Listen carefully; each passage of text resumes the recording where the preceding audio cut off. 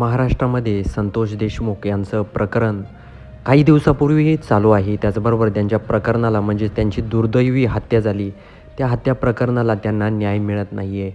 40 ते 45 दिवस उलटून गेले आहे. अजूनही आरोपी जे आहेत ते जेलमध्ये तर आहेत, पण अजूनही सुनावणी सुरू आहे. वाल्मिक कराड यांना काही दिवसापूर्वी 7 दिवसाची कोठडी सुनावण्यात आली.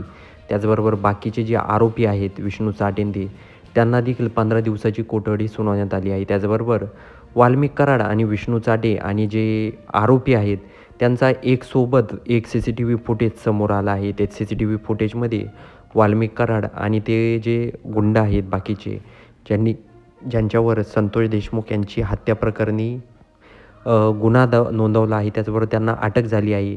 ते देखील वाल्मिक कराड यांच्या सोबत होते.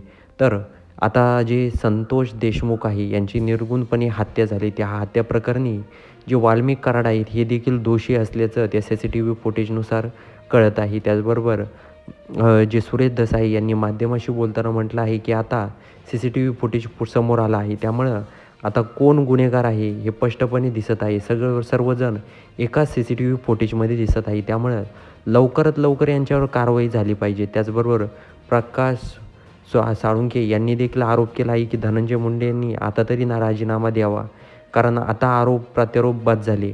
कारण मुख्य आरोपीच हेच वाल्मिक कराड हेच आहेत आणि धनंजय मुंडे यांनी वाल्मिक कराडला पाठीशी घातल्यामुळेच हे गुन्हे होत आहे. त्यामुळं धनंजय मुंडेचा पहिला राजीनामा घ्यावा असं देखील साळुंखे यांनी म्हटलं आहे.